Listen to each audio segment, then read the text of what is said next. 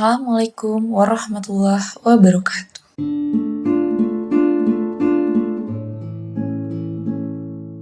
Bismillahirrahmanirrahim. Segala puji bagi Allah. Salam sejahtera tercurah kepada para nabi serta manusia-manusia pilihannya. Rasulullah Shallallahu Alaihi Wasallam adalah orang yang paling baik akhlaknya. Akhlaknya menjadi suri tauladan bagi seluruh umat manusia. Tidak hanya pada sesama, orang dewasa atau yang lebih tua. Rasulullah Shallallahu Alaihi Wasallam bahkan begitu menaruh perhatian dan sangat menyayangi anak-anak. Dalam sebuah kisahnya diceritakan, Rasulullah Shallallahu Alaihi Wasallam mempercepat 2 rakaat terakhir dari sholat zuhurnya. Melihat kejadian ini, para sahabat terheran-heran, dan setelah selesai salam, salah seorang sahabat bertanya, "Apa yang terjadi dengan sholat kita, wahai Rasul?" "Memangnya ada apa?" tanya Rasul. "Apakah kalian tidak mendengar tangisan anak-anak?" Lanjut Rasul lagi.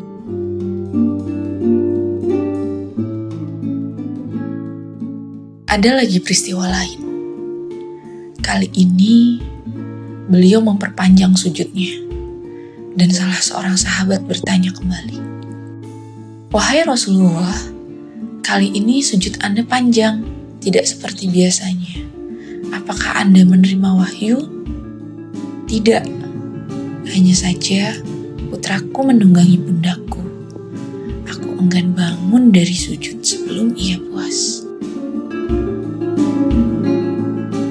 Demikianlah 2 dari sekian banyak peristiwa sekaligus merupakan pengajaran Nabi Muhammad SAW menyangkut pengajaran dan perhatian terhadap anak.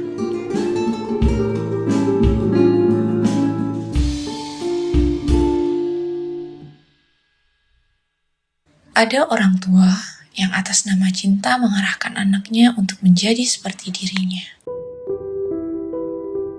Membebaninya dengan beban yang tidak terjangkau oleh dunia anak. Bahkan bertentangan dengan bakat dan kecenderungannya.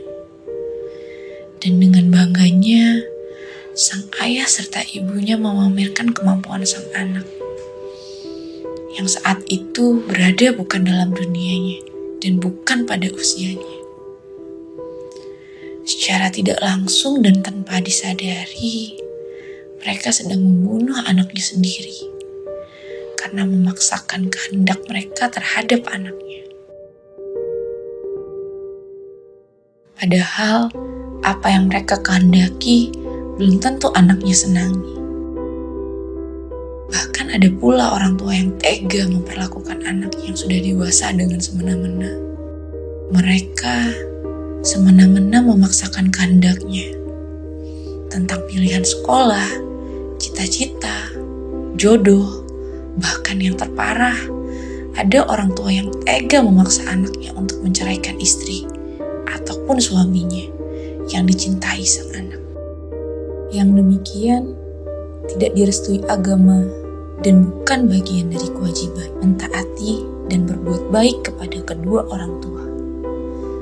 Demikian tulis Rashid Ridho dalam tafsir Al-Manarnya. Menurut tulisan M. Quraisihab, anak bukanlah kelanjutan sifat, profesi, atau kepribadian ibu bapaknya. Mencintainya adalah menumbuh kembangkan bakat dan kepribadiannya. Karena cinta adalah hubungan mesra antara 2 pribadi dan 2 aku yang berbeda.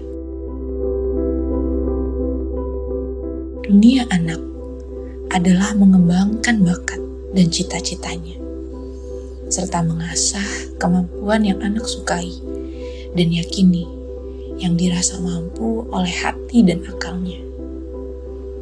Bahkan ia juga berhak bermain, bercengkrama dengan siapapun yang ia kehendaki.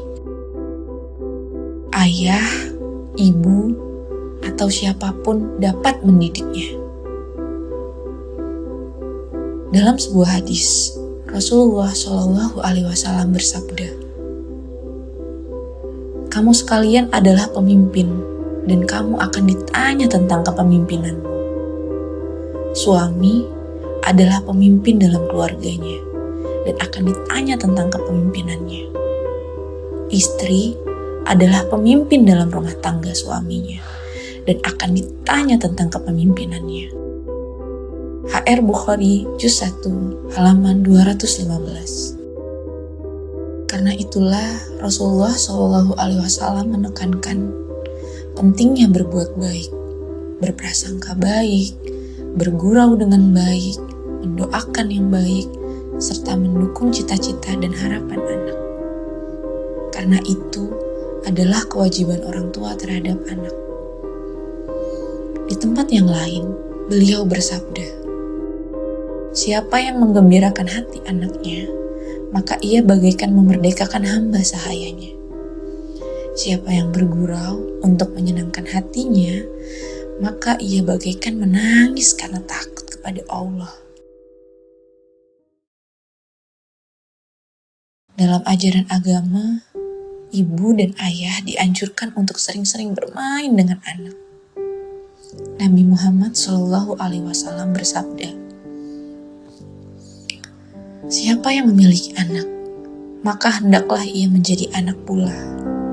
Dalam arti, hendaklah ia memahami, menjadi sahabat, serta teman bermain anaknya."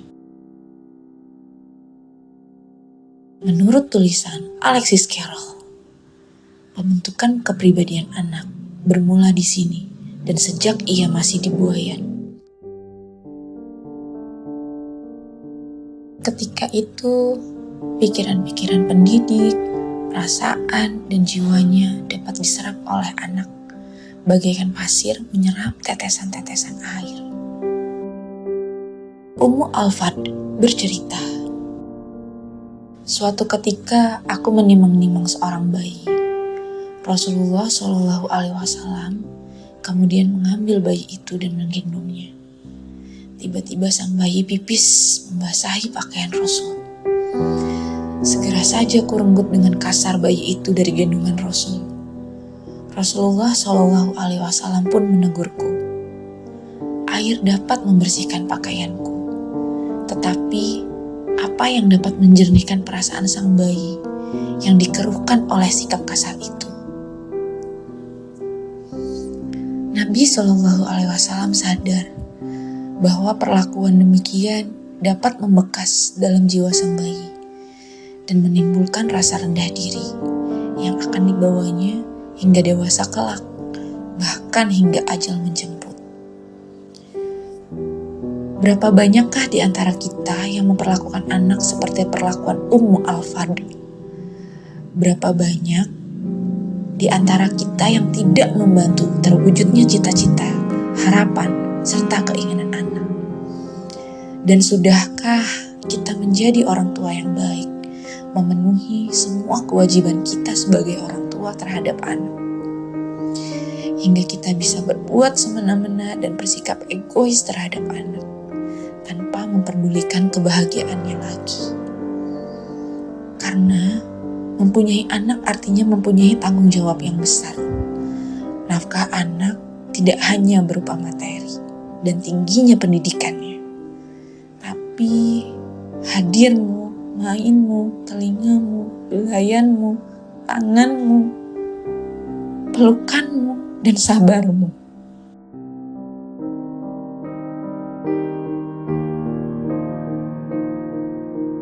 Suatu saat nanti, orang tidak akan bertanya tentang hartamu dan hebatmu dalam karir.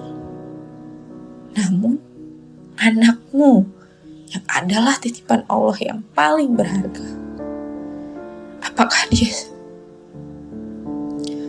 dia cukup bahagia?